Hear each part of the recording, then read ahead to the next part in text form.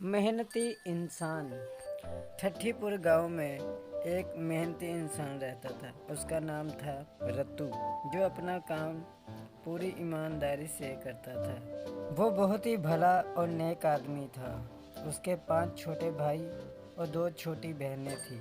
वो अपने पूरे परिवार को अकेले ही संभालता था। उसे अपने भाइयों की और बहनों की चिंता रहती थी, लेकिन वो हिम्मत नहीं हारा। वो सुबह काम पर जाता और शाम देर रात तक काम करता था। एक दिन रत्तू के साथ कुछ ऐसा हुआ। जब रत्तू शाम को घर जा रहा था तो जोरों की बारिश हो रही थी, तेज हवाएं चल रही थी और एक पेड़ उसके ऊपर गिर जाता है। आधी रात तक वो बेहोश पड़ा रहता है। जब उसे होश आता है तो सुबह होने वाली होती है। वो दर्द से चिल्लाता है, लेकिन आसपास कोई भी नहीं होता। उधर रत्तू की औरत, जिसका नाम गोना होता है, वो परेशान होती है कि सुबह होने वाली है और अभी तक वो नहीं आई। तो उसे ढूंढने जाती है।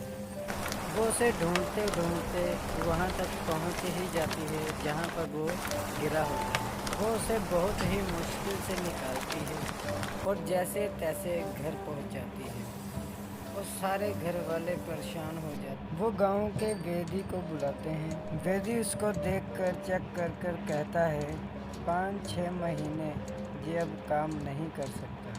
अभी इसे आराम की सख्त ज़रूरत है। कुछ हफ्ते तो निकल जाते हैं, लेकिन परेशानियां बढ़ने लगी। उसकी पत्नी ये सब देखकर बाहर जाती है कि कहीं मुझे कोई काम मिल जाए, लेकिन उसे काम कहीं पर भी नहीं मिलता। एक जगह वो थक हार कर बैठ जाती है। एक बुजुर्ग आदमी उसके पास आता है। वो कहता है, यहाँ पर क्या कर रही हो बेटी? वो उसे कुछ भी नहीं बताती और वहाँ से चली जाती है। जब घर आती है तो बहुत ही उदास होती है, क्योंकि खाने के लिए कुछ भी नहीं होता।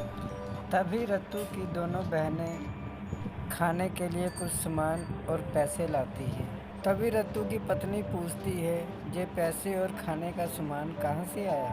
वो बच्चे बोलते हैं, खेत में हमें थोड़ा सा काम मिला था और उसके बदले में हमें खाना और कुछ पैसे मिले। रत्तू की पत्नी कहती है, चलो इससे 2-4 दिन तो निकल जाएंगे। और उसके भाइयों को कोई चिंता ना थी।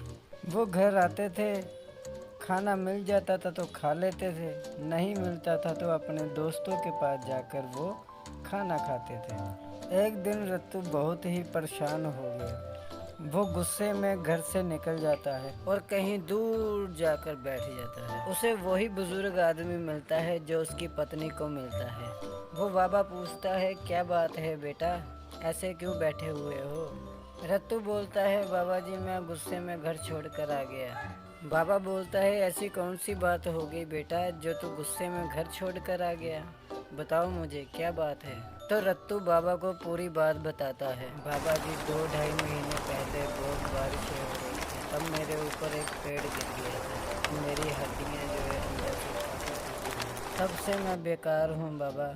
मैं अपने घर वालों के ऊपर बोझ नहीं डालना चाहता, इसलिए मैं घर से आ गया। बाबा बोलते हैं, चिंता मत कर बेटा, मैं तुम्हारे लिए कुछ करूँगा। बाबा उसी टाइम जाते हैं। तू चिल्लाता है, बाबा बाबा कहाँ हो आप बाबा?